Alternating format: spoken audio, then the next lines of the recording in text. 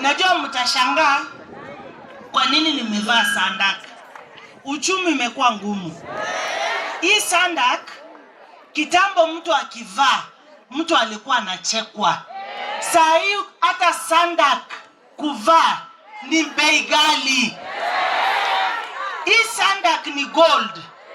Watu wameumia.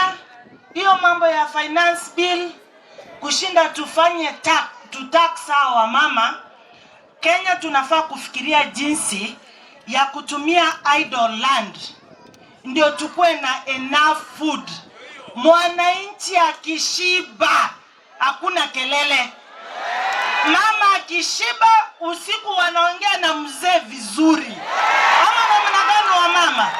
Kwa hivyo hii mambo ya kusema tax badala ya taxing, kwanza tuangalie vile tunapanda chakula. Idle land iko Kenya ni mingi. Nasafiri kutoka Nairobi. On my way to Kisii, shamba iko idle. Kwanza tufanye tax, tupande chakula ikuwe sufficient, ndio mtuambie mambo ya tax. Ama namna gani wa mama? Sasa una tax wa mama wako njaa. Kesho na kesho kutwa nani atazaa na njaa? Mami nani atazaa na njaa? Mzee anakuambia I love you na uko njaa. Mnaongea nini? Hakuna hiyo maneno. What we want, tusaidie wa Kenya, tukue na policies ambazo zinasaidia watu wetu. Sasa kampuni kama Kenya Power unaenda kuambia ni connect na stima. Wanakupatia bili ya 2 million. Si watupe stima wachukue tax kwa stima. Sasa Kenya Power i-connect watu na stima. Ministry of Water ipati watu maji. Na Safaricom iko kila pahali. Si wauliza Safaricom vile wanafanya kazi, wanaweka network inashika kila place. Na ndio sasa waweke maji kila pahali, waweke stima kila pahali, ndio mtuambie mambo ya tax. Sasa mama hapo kuagiza, una tax yeye nini?